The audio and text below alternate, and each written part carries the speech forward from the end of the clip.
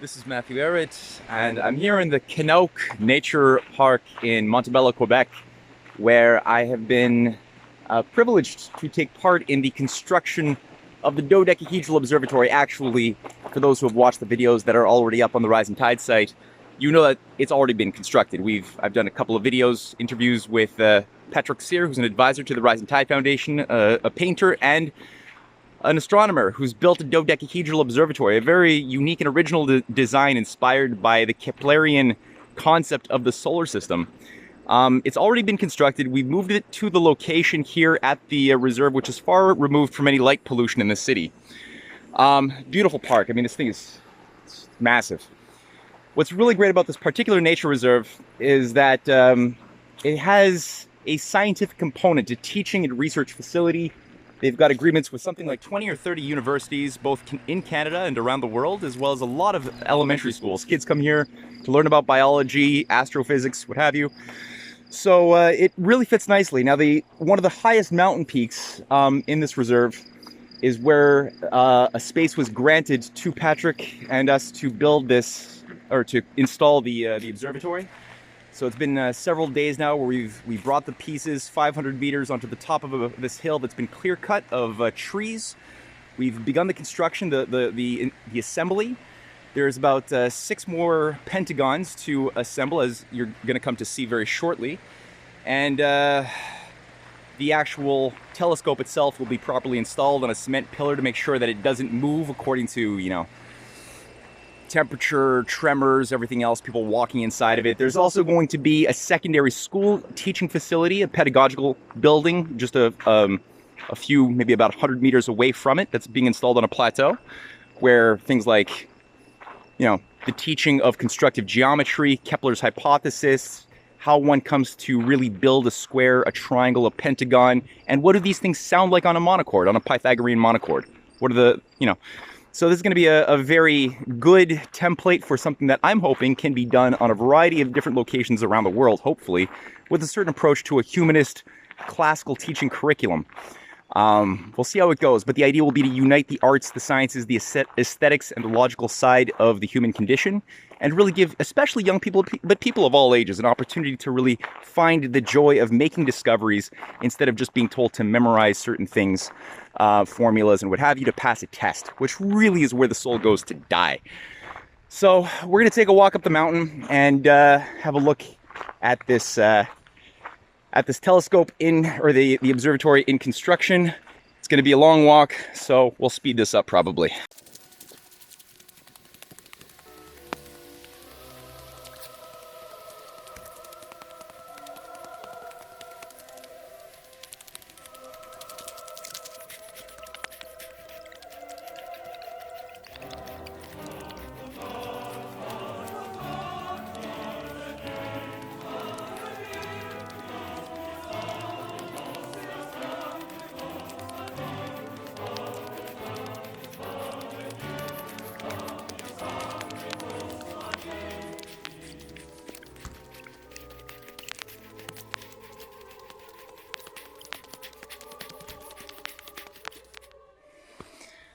Okay, that was quite the walk. Now, we made it, top of the hill, solid 500 meters, probably more. And up there we have one of the workers, Pascal, and Patrick, pulling together the upper part of the dodecahedron. And hopefully by the end of today, we'll have an observatory. The door is now installed, opens, closes. We're gonna have a ladder that pulls out, pulls in, and a little pulley system. And as you can see down in the middle, what we have is a little molding where there's a cement casing, a tube, where the telescope will eventually end up being installed. So beautiful, beautiful piece. The top, for those who have seen the other videos, opens up at giving people a full 180-degree scope of the celestial sphere.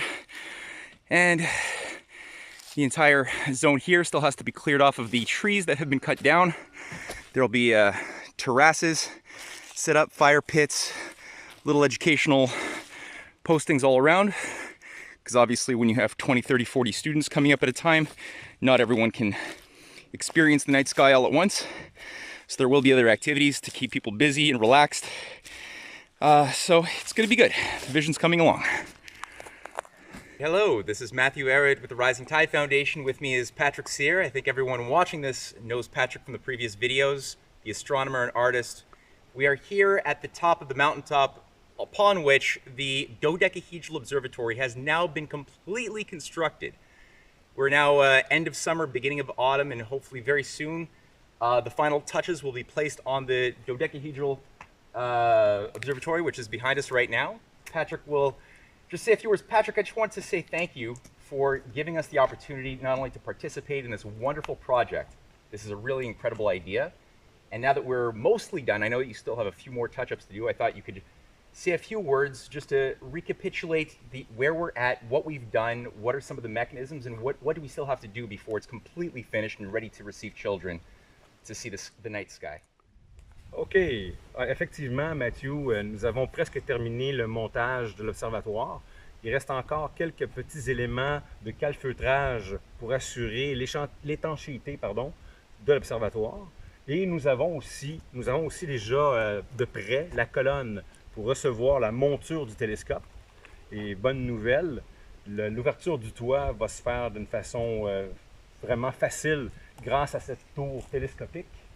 Et ben, nous devons aussi ajuster, en parlant de cette tour télescopique, une petite partie du terrain pour être en mesure d'aller chercher la bonne hauteur. Et une fois ça fait, on a le vent dans les voiles pour recevoir. So then you'll be able to have that crank, that pulley, just to open up the entire upper part of the dodecahedron with that crank. That's it, eh? C'est exact, c'est Okay. exact. Good. C'est une tour absolument fantastique qui solutionne de loin l'ouverture de l'observatoire. Alors, Okay. on a bien hâte de l'essayer de façon où on va vraiment observer le ciel. Parce que là, on est dans les plus beaux ciels de l'année en ce moment. L'automne et début novembre, c'est les plus beaux ciels de l'année Okay. à cause de la température et l'humidité qu'il y a dans le ciel. Okay, great. And inside, I noticed that you're completely finished with the cement column upon which the telescope will rest. Ouais. Is that completely done? Oui, c'est parfaitement prêt. Okay, so the next step now will be to have the telescope in there, and then it will be ready to be used. C'est une bonne question, effectivement. Il nous reste aussi le plancher de caoutchouc à installer. Okay. Pour question de l'hiver, ça va être trop glissant. Okay. S'il y a des minces cristaux de glace qui se forment sur le bois, alors on préfère mettre un plancher de caoutchouc. Et en même temps, ça va être plus beau. Ça va être esthétique, ça va être vraiment un bijou, là. Right. D'ailleurs, on peut l'observer, le cèdre gris se confond très bien dans la nature qui nous entoure. Yeah. Alors, on est prêt à recevoir le télescope. And is it still the case that this area, once it's cleared from all of the trees and the rubble, will have sort of a platform where people will have benches and will have fire pits and things to occupy themselves while they're waiting to see the stars? Ce qui est prévu à cet effet, c'est plutôt dans le fond là-bas. Il va y avoir un montage de roches et on pourra avoir un feu de camp. Et la pollution lumineuse n'interférera pas avec l'observation astronomique. Mais ça va être dans le fond là-bas qu'ils ont prévu avoir ça. Il n'y a pas encore d'autres projets là, en ce qui concerne les bancs. Là. Okay. Mais moi, j'espère qu'ils vont être en mesure de nettoyer davantage et pour qu'on puisse installer d'autres amateurs d'astronomie pour inviter, faire un festival même à la limite. Ça serait intéressant d'avoir le festival de l'observation astronomique du Québec. Ce serait le fun d'avoir ça ici. Ce serait un projet intéressant pour initier les jeunes et les moins jeunes à la curiosité du ciel. Well, see, that's one of the most fascinating things about this project too, is that you're reviving something. There used to be an idea of fun, of healthy entertainment that people used to have by finding wonder in the night sky, which today, under the Netflix culture of consumerism, we've sort of lost that taste of these higher quality of pleasures that would also make you a better, more insightful person, understanding your role or your place within the universe. So the fact that you're reviving this and the fact that you have so many children who will be experiencing this and getting a sense that learning is actually a fun thing is a really great idea. Oui, ben c'est justement un point important parce qu'aujourd'hui, même les jeunes et les moins jeunes semblent être, comment on peut dire, dépendants des écrans plats qui nous mènent nulle part en bout de ligne. En général, comme tu dis, Netflix, le consumérisme, les films qui veulent rien dire. Bon, c'est certain que là, c'est une expérience réelle dans un univers réel Alors là, c'est pas l'observation par procuration, là, ici. Vraiment, on va initier la personne à se débrouiller en reconnaissant les constellations et aussi d'être capable là, de retrouver, avec l'aide d'une carte du ciel, de retrouver les objets célestes que même Messier lui-même, le catalogue Messier, de faire le parcours du catalogue Messier, qui serait intéressant aussi comme projet, les étoiles doubles de différentes couleurs, puis que les personnes puissent identifier les couleurs qu'ils observent. Parce qu'il y a des étoiles doubles qui ont des couleurs absolument phénoménales, puis quand on leur dit aux gens, « Ah oui, je le remarque, je le vois, avant je ne le voyais pas. » Il y a ça aussi, comme les étoiles rouges, les étoiles bleues, les étoiles jaunes, des étoiles de toutes sortes de couleurs. Ici, étant donné qu'il n'y a pas de pollution lumineuse, parce que l'autre phénomène aussi, dans la même veine que tu expliquais sur ceux qui sont enfermés dans Netflix, mais tu as les citadins. Le phénomène citadin, c'est la pollution lumineuse. Alors, le jeune aujourd'hui est extrêmement dans un environnement de pollution lumineuse qui l'empêche de découvrir le ciel. C'est même quelque chose d'inexistant pour lui, pour le citadin, malheureusement. Alors, on espère que le citadin va venir faire l'effort de se déplacer puis d'être initié à la beauté du ciel. Well, that's a beautiful, beautiful idea, beautiful spirit, and I think that this is going to really, really take off and inspire other people to do something similar as this thing moves forward and just demonstrates its effectiveness. And like you said, when you are stuck living in a city without the ability to properly appreciate the night sky, it's difficult to situate yourself within anything higher.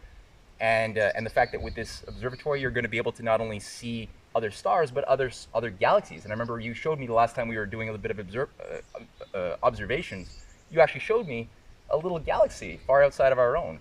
Exactement. C'est ça qui est passionnant dans l'endroit où nous sommes, c'est une qualité de ciel presque professionnelle. On est juste, au point de vue de la pollution lumineuse, à cause du rayonnement de Montréal, on est peut-être 1 degré de moins bien que le mont Mégantic.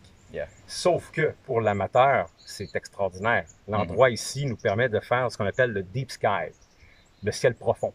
Et là, c'est l'observation de galaxies très, très, très lointaines. Et quand je dis très, très, très lointaines, d'après ce que j'ai pu observer dans les dernières semaines, dans le catalogue, il indiquait que la galaxie était à 300 millions d'années-lumière. Alors, c'est quand même... c'est très, très difficile. Il faut être chevronné d'observation pour la détecter dans le télescope, dépendamment du télescope qu'on va mettre à l'intérieur. Parce que là, actuellement, j'ai un télescope de 305 mm de diamètre.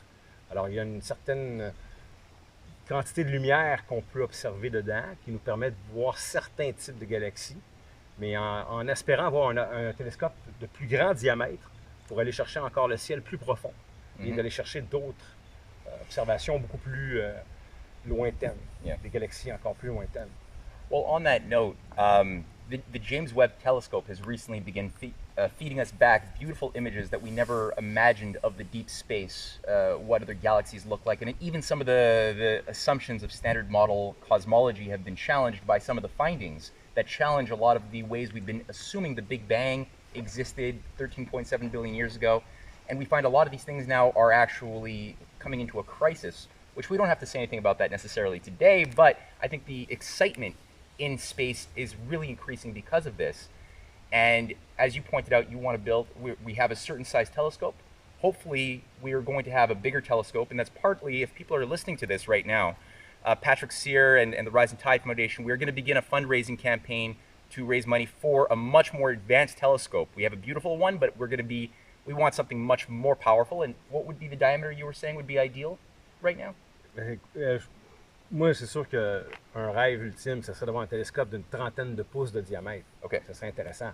Mais si on pouvait en avoir un au moins de 24 pouces de diamètre, 2 fois plus grand que ce que nous avons en ce moment de disponible, ça serait passionnant.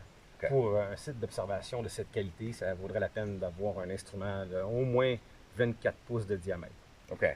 So if you're listening to this and you want to help out with this part of the project, you can do so by going to the link in the description box under this video and let us know. We'll have a little fundraiser available as well where you can kick in small bits, $50, $10, or if you have the resources you want to help out with more, please do that. We're going to have a little plaque eventually when we get a little secondary teaching facility for everyone who's contributed. with a little thank you as well for all of the supporters, with your name on a plaque as well, to always have a recollection that all of these people were involved with helping this project blossom. And Patrick, I don't think that there's much more that needs to be said for the moment. We're going to do one last video when it is completely done, when the telescope is in it and this whole section is cleared off. But until then, I think this is going to be pretty exciting for people watching this at home. So thank you very much for taking the time. Merci beaucoup, mon cher. Le plaisir est pour moi. All right. Merci beaucoup. Thank you, everyone. Till next time.